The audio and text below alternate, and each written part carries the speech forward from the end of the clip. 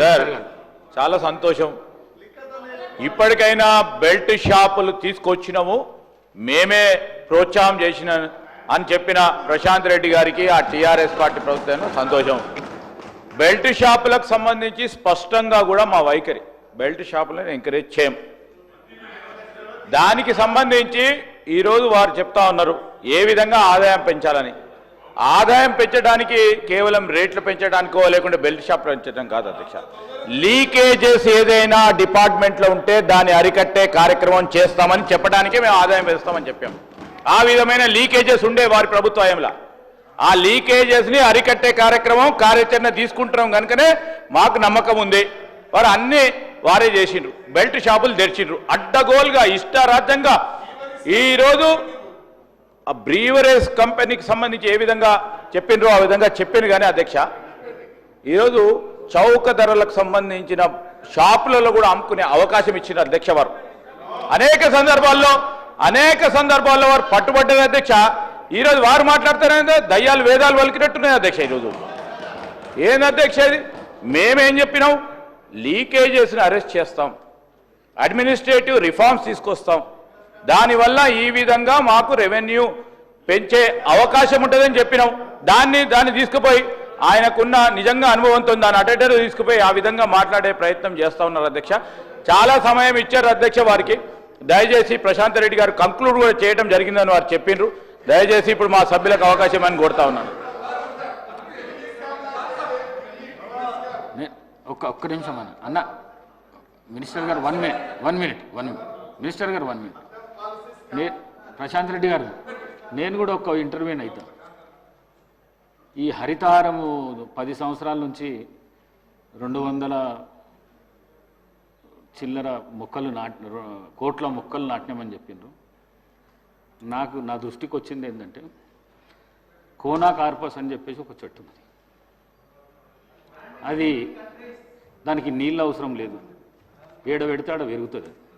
అది ఆక్సిజన్ తీసుకుంటుంది, carbon dioxide వదులుతుంది. పిట్ట కూడా దాని మీద కూసోదు.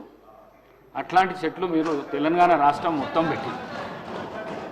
1 మినిట్ నేను ప్రభుత్వానికి కూడా సూచన ఏం చేస్తున్నంటే ఈ కోనా కార్పస్ చెట్లు ఎక్కడైతున్నాయో వాటిని అన్నిటినీ తీసేయవలసిందిగా ప్రభుత్వానికి నేను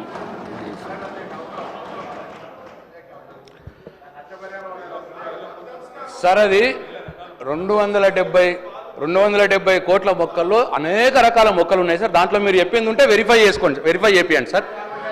అట్లనే వెరిఫై చేపియండి సార్. 1 మినిట్ ఒక్క నిమిషం 1 మినిట్. మీరు ఏ రోడ్డు చూడండి, ఏ ఊరు చూడండి. అయితే నేను చెప్పినాను సార్, అదే చెప్తున్నాను సార్. 7% గ్రీన్ కవరేజ్ పెరిగింది అని చెప్పినాం కదా సార్, అది లెక్కల్లో ఉన్నది. ఈ 7% గ్రీన్ కవరేజ్ పెరిగిన దాంట్లో ఎవెన్యూ ప్లాంటేషన్ అంటే రోడ్ల మీద పెట్టే మొక్కలతోటి 1% కూడా ఉండదు సార్. 5% ఫారెస్ట్ రీజునేషన్ ఏదైతే చేసినామో, ఫారెస్ట్ని సీడ్లు పోసి ఫారెస్ట్ని ఏదైతే పెంచిర్రో అటువంటి అన్నీ కూడా 6% అవే ఉంటాయి సార్. ఇవన్నీ ఒక 1-2% ఉంటాయి సార్. 5% ఆ ఫారెస్ట్ దాంట్లో ఉంటుంది సార్. అనేక అవార్డులు వచ్చినాయి సార్ హరితహారం ప్రోగ్రామ్కి. సరే మీరు చెప్పింది అదేదైనా ఉంటే ప్రభుత్వానితో చేపియండి సార్. 1. 2 సార్, శ్రీధర్ బాబు గారు చాలా చిలక పలుకులు పలికినారు సార్. ఇప్పుడు నేనేమంటున్నా అంటే ఈ ప్రభుత్వానికి చిత్తశుద్ధి ఉంటే మీరు మేనిఫెస్టోలో చెప్పినట్టు బెల్ట్ షాపుల్ని తీసేయండి. ప్రభుత్వం మీదే ఉన్నది. మీరు మేనిఫెస్టోలో చెప్పినట్టు బెల్ట్ షాపులు తీసేయాలని చెప్పి నేను డిమాండ్ చేస్తూ అదే అధ్యక్ష బెల్ట్ షాపులు తీసేయాలి. అట్లనే ఆదాయం 12,000 కోట్లు. 12,000 కోట్లు అంటే మామూలు మాట కాదు సార్. 12,000 కోట్లు ఇవాళ పెంచాలా అనంటే ఎన్ని రేట్లు పెంచుతారు సార్? ఏం చేస్తారు సార్? ఏ పిలుపురేది ఉంటుంది సార్?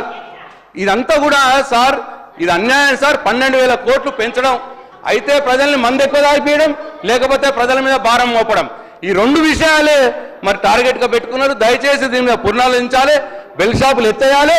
ఈ 12,000 కోట్లు ఆదాయం పెంచాలన్న దాన్ని వాపసు తీసుకోవాలని చెప్పి నేను డిమాండ్ చేస్తూ సెలవు తీసుకుంటున్నాను. కోమటిరెడ్డి వెంకటరెడ్డి.